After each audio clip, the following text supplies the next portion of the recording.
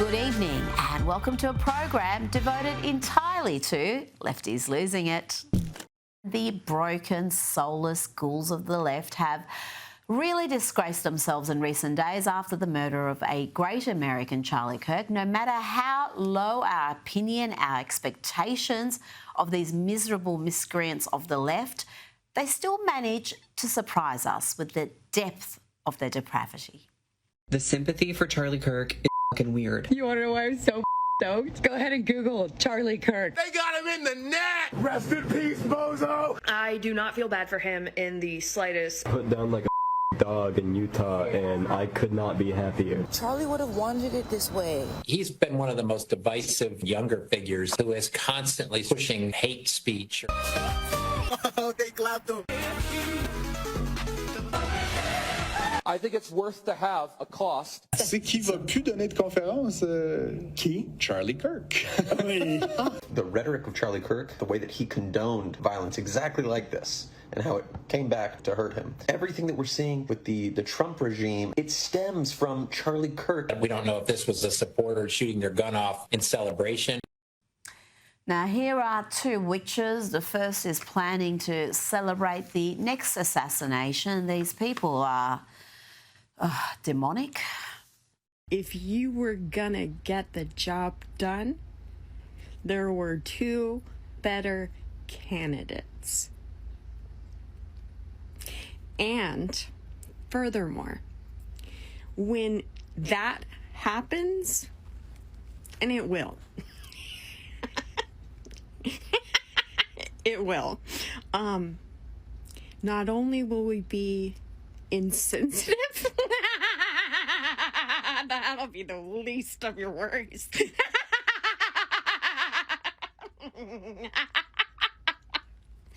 it's gonna be the biggest celebration, the biggest, most beautiful celebration.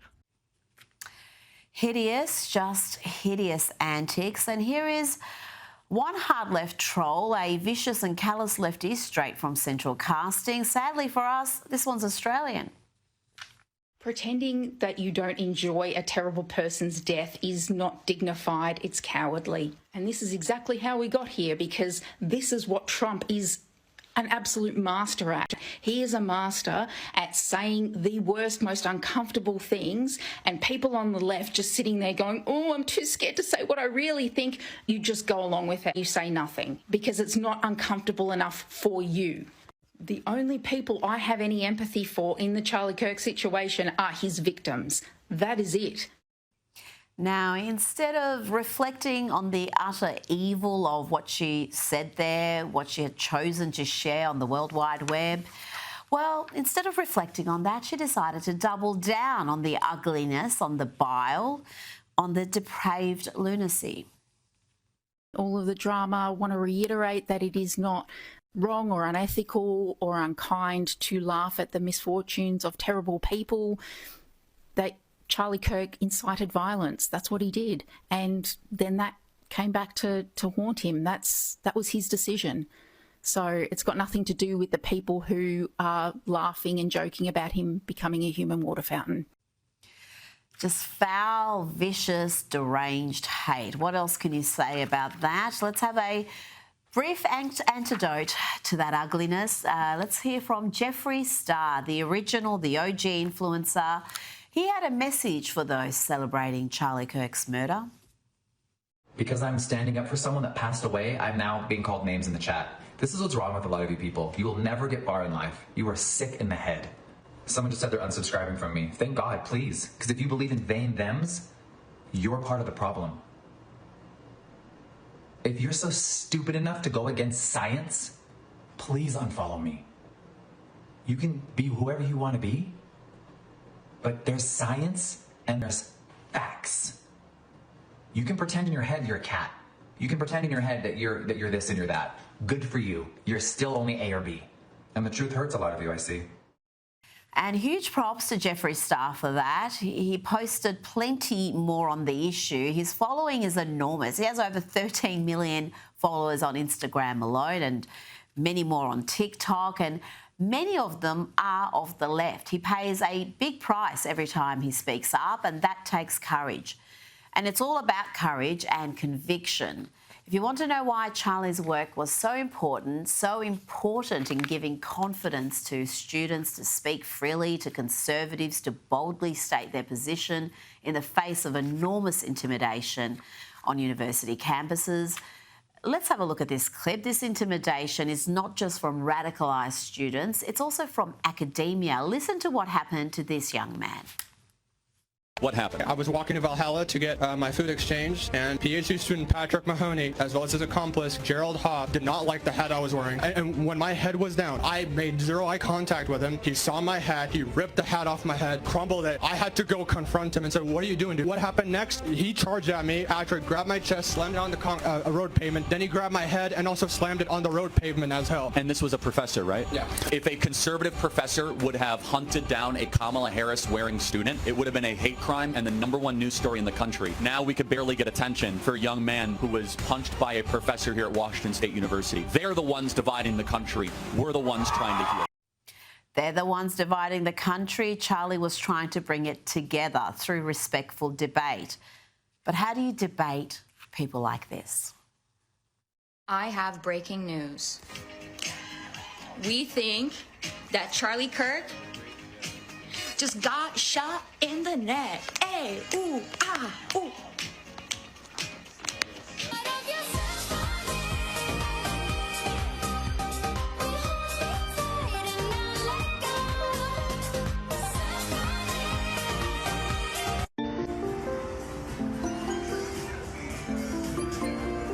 Live by the sword, die by the sword. There are some people on this app that are sitting there saying, oh, you shouldn't wish death upon any person, no matter what side they're on. That. Charlie Kirk was a Nazi. He was a Nazi. And you know what kind of Nazi is the best Nazi? A dead one. Gather around, let's all join hands and bow our heads in thoughts and prayers for Charlie Kirk. Thoughts and prayers for Charlie Kirk. Thoughts and prayers, thoughts and prayers. I'm not sad. It's about time karma took out that trash. Charlie Kirk was a big advocate for the Second Amendment. It worked out well for him. The best part of this whole goddamn thing is that he is not martyr material, so his death will mean nothing. It will activate no one. It will mean nothing. Charlie's death will mean nothing. It will impact no one. Really? It will activate no one.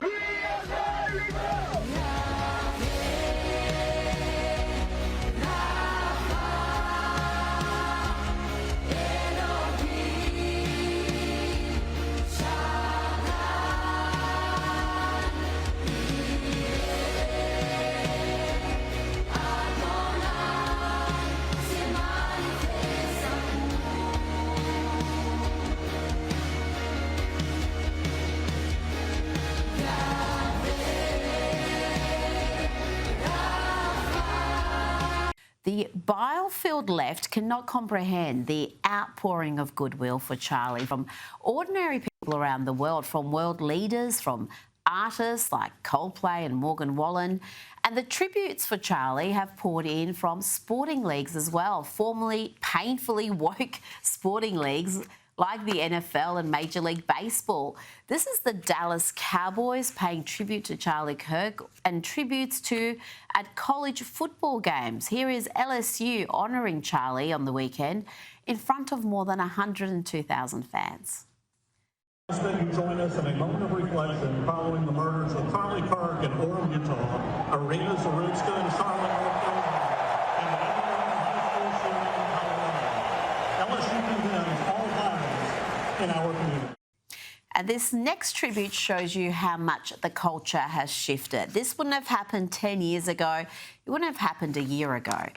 The New York Yankees, in the bluest of blue cities in a blue state, paid tribute to the Happy Warrior, the man who changed so many hearts and minds.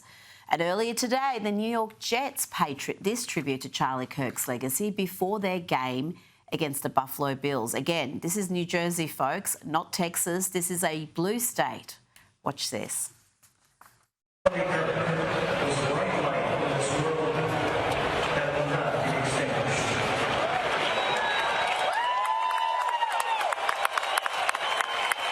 And the tribute from the Jets did not end there. As the crowd chanted USA, a video of Charlie and a message from his widow, Erica, played at the stadium.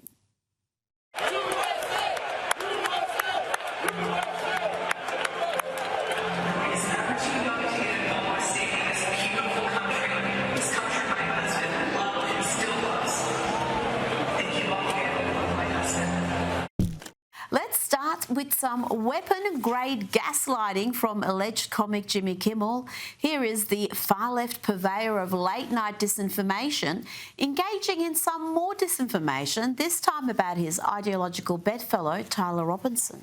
We hit some new lows over the weekend with the MAGA gang desperately trying to characterize this kid who murdered Charlie Kirk as anything other than one of them and doing everything they can to score political points from it. Yes, I'm sure the far-left loser moaning about supposed fascists and obsessed with trans activism with a trans boyfriend is a closet Republican, according to Kimmel. I mean, let's just disregard officials telling us what his ideology is, and let's disregard the alleged killer's own words. But Jimmy Kimmel wasn't done yet. He even mocked President Trump's grief for Charlie. Now, President Trump loved Charlie Kirk. Those close to him say he saw him as another son. But this is what Jimmy Kimmel had to say. This is not how an adult grieves the murder of someone he called a friend. This is how a 4-year-old mourns a goldfish, okay?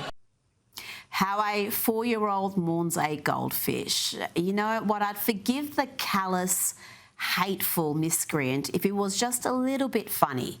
He is supposed to be a comic. Now, this next gal is supposed to be some sort of a model. She was a contestant on a show called America's Next Top Model. About Charlie Kirk. You like terrorism? Eye for an eye. I think the only thing that went wrong that day was that Trump wasn't standing behind him getting a secondhand bullet. Model. She's as ugly on the inside as she is on the outside. That brings me to Jemele Hill, the former ESPN anchor, the race-baiting simpleton who continues to lie and engage in deliberate misinformation. Listen to what she says about the man charged with murdering Charlie. In the wake of Charlie's murder, there was an incredible amount of angry discourse from the right, blaming the Democrats, blaming liberals, saying, you're the reason this happened. Only to find out, surprise, 22-year-old white dude, loved guns, raised by two parents, lived in a good home, dad is a minister, also a sheriff. Didn't check any of them boxes y'all thought he would check, did he? Well, he checked the boxes I expected him to check, Jemele. He is a far-left, trans activist lunatic who regurgitates the same BS you do. He claims Charlie was spreading hate because the left called telling the truth hateful. His dad wasn't a sheriff, but he did appear to come from a decent family. It just shows that coming from a decent, God-fearing family isn't enough to inoculate a sick mind from toxic leftist indoctrination. And did Jemele really blame Republicans, conservatives for angry discourse? I mean, how dare we be angry that a brilliant young man was murdered in front of his children? How dare we call out those celebrating this sickening act of domestic terrorism? And be on guard for those who claim that this isn't a left or right issue, that this isn't political, that there isn't a clear motive. Those are lies, and we're not putting up with lies. We are not tolerating the left's bold-faced lies and gaslighting, including this from CBS. 5 days after Charlie Kirk's murder, the shooter's motive remains elusive. No writings left behind, vague secondhand testimony. That uncertainty and the risk of drawing sweeping conclusions suggests the murder may share similarities with recent violence not driven by an obvious political ideology. No clear ideology, except Tyler Robinson told us precisely what his ideology is and why he targeted Charlie Kirk. There is zero mystery about the motives of Tyler Robinson or his political ideology. The only question is who else may have been involved. Now, let's hear from The View. Here is Whoopi Goldberg offering some sober analysis. She looks almost disappointed that Charlie's message will only grow stronger. Remember, it was just a few years ago that Whoopi was forced to apologise to Turning Point USA for falsely linking Charlie's movement to neo-Nazis. The ladies of The View have done plenty to incite the demented left. And what assassins should always remember is just because you take somebody out doesn't mean the message is going to stop. And it's important to keep that in mind. Now, we've had plenty of examples of instant karma this week as hate-filled individuals have got their comeuppance for celebrating a great man's assassination. And here is another example. This young man thought it was funny to turn up to a memorial at Texas State University and do this.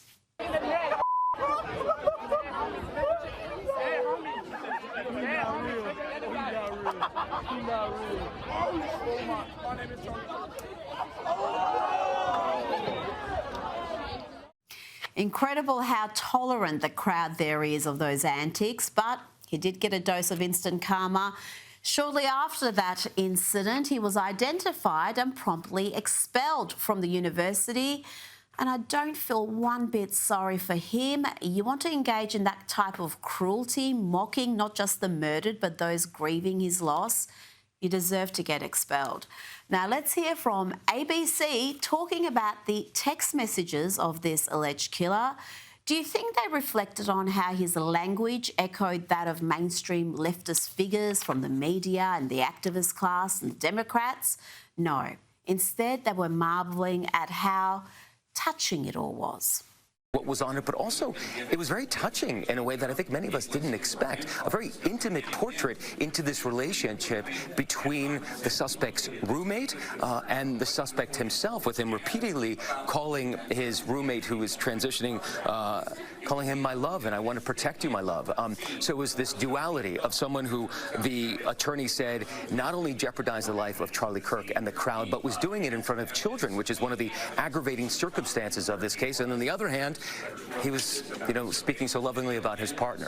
And they're not only losing their minds, their tenuous grip on reality and their moral compass, lefties are also losing their jobs. Painfully unfunny, low-rating, tedious, afflicted comic Jimmy Kimmel is off air indefinitely, perhaps forever, after his shocking remarks regarding conservatives, regarding Charlie Kirk and the alleged assassin. We had some new lows over the weekend with the MAGA gang desperately trying to characterize this kid who murdered Charlie Kirk as anything other than one of them and doing everything they can to score political points from it. And if that wasn't bad enough, he thought it'd be a good idea to launch into a diatribe mocking President Donald Trump's grief for Charlie. Jimmy got hit with the karma truck and perhaps he should have listened to his own advice. Only last month, he was speaking with fellow TDS-afflicted comic Sarah Silverman and decrying those on the left who are repelling people from the Democrats, repelling them by saying awful stuff. Look in the mirror, Jimmy. It's the loud voices that scare people from saying what they believe and make you think twice about a joke or whatever, these things. And, a lot of their points are valid, but a lot of them are also just repulsive. And I mean, they repel people. And during that chat, we found out just how demented these two are because they are still bleating about fleeing the country, fleeing Trump's America. What are they waiting for? Be gone, miscreants. Well, a lot of people I know are thinking about where they can get citizenship. And I do have Italian. I did get Italian citizenship. You do? I do. That's amazing. Yeah, I do have that. And what's going on is as bad as you thought it was going to be. Way worse. It's so much worse. It's just unbelievable. I feel like it's probably even worse than he would like it to be. Probably, yeah. I mean, I do, every once in a while, I'll Google Trump regrets or MAGA regrets just to see all the people that I'm not happy that they're upset and but it makes me hope that maybe this will bring people together. These people are divorced from reality. They're almost beyond parody. I mean, how do you even mock that? For the record, every poll of Republican voters shows that there is no regret, that Republicans are terribly happy with their man. And those two miserable moaners also said that Trump's America is so much worse than their worst fears. But they're still in America. They have all the money, all the resources in the world to live wherever they want, and they remain in America. Now let's hear from Kamala's former boyfriend, Montel Williams, who had this sick take on Tyler Robinson. I don't believe he was motivated politically. I think this was motivated emotionally. I think this was a emotionally stunted person who literally, when I say it this way, just hear me, tried to defend his significant other, not trying to defend some ideology. But although I do think there's clearly an ideological difference. That's why I played about what they said about the family. I mean, the ideological difference that he was reacting to. Now, the media lies and lies by omission continue, but every now and then they get called out. Listen here as Ted Cruz takes on Caitlin Collins' absurd claims that we have no idea why Charlie was murdered. The motives are unclear. You said a lot there, and we don't have a motive yet. We don't know yet. We're waiting. Obviously, we've heard what the governor's had to say, what the FBI director said today. Come on, we don't have a motive yet. We know. We don't have a motive yet. What's really? happening with? Really, that's CNN's position. I mean, from law enforcement, he just happened to fire the gun in celebration. You can't tell the motive. Senator, that's not what I said, and I said law enforcement hasn't laid out a direct motive. They've laid out a lot of evidence here of these messages and what actually the they shooter have. said to They've said that family he was a members left-wing and to activist who hated Charlie Kirk. Yes, an absolute lie on CNN. Authorities have been clear in telling us that this individual was a far-left radical who hated Charlie and the so-called hateful message he was spreading, i.e. the truth. But Caitlin was determined to be embarrassed again. Watch her double down by making objectively false claims. I'm saying that law enforcement has not put a specific motive. You know that there's a difference of what they're putting in a legal argument than what you're talking about. And you're not even we're not even arguing about the facts here. What you just said is false, Senator, Caitlin. No. Caitlin. Facts. Hold on a second. Let me answer your statement because what you said is factually Senator, with all false. due respect, law enforcement. With all due respect, you're putting a lot of statements that I did not say. And I want to get back to. We just laid out the facts. You just said law enforcement has not laid out a motive. That is objectively false. We just spoke to the Deputy Attorney General. That is objectively false. They have not said a concrete motive of exactly what it was. They've laid out every evidence that we know so far. Caitlin, answer my question. Have you seen the polling that shows the vast majority of Democrats believe this murderer is a Republican and a Trump supporter? Have you seen that polling? Let me get back to my questions, though, Senator, because the question here You're not going to answer that was question? actually Are you going to answer what that you were question? saying You about have seen that investigations that you'd like to see.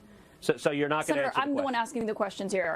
Yes, you are asking the questions and answering them yourself, Caitlin. Will we hear from Senator Cruz at some point, I wonder? Will he be allowed to utter a single sentence without Caitlin talking over him? And the question... No, we're having a conversation. I understand that you want to say things that are factually false, and then you don't actually want the facts. You don't actually want the facts laid out. Now, to round off Lefties for the week, a week where we have been told to lower the temperature, where we've been told to calm down after one of our brightest, one of our most brilliant and most decent stars was assassinated, after we've watched his murder be celebrated, where we've watched the media lie, straight out lie about the alleged assassin and his motives, as well as lie about Charlie, they want us to come together, to be unified with those who want to see us dead. Well, Vice President J.D. Vance addressed those sentiments. He wants unity, but first we have to acknowledge the truth. Something has gone very wrong with a lunatic fringe, a minority, but a growing and powerful minority on the far left. There is no unity with people who scream at children over their parents' politics. There is no unity with someone who lies about what Charlie Kirk said in order to excuse his murder. There is no unity with someone who harasses an innocent family the day after the father of that family lost a dear friend. There is no unity with the people who celebrate Charlie Kirk's assassination. And there is no unity with the people who fund these articles, who pay the salaries of these terrorist sympathizers, who argue that Charlie Kirk, a loving husband and father, deserved a shot to the neck because he spoke words with which they disagree. Did you know that the George Soros Open Society Foundation and the Ford Foundation, the groups who funded that disgusting article justifying Charlie's death, do you know they benefit from generous tax treatment? They are literally subsidized by you and me, the American taxpayer. And how do they reward us? By setting fire to the house built by the American family over 250 years. I'm desperate for our country to be united in condemnation of the actions and the ideas that killed my friend. I want it so badly that I will tell you a difficult truth. We can only have it with people who acknowledge that political violence is unacceptable, and when we work to dismantle the institutions that promote violence and terrorism in our own country.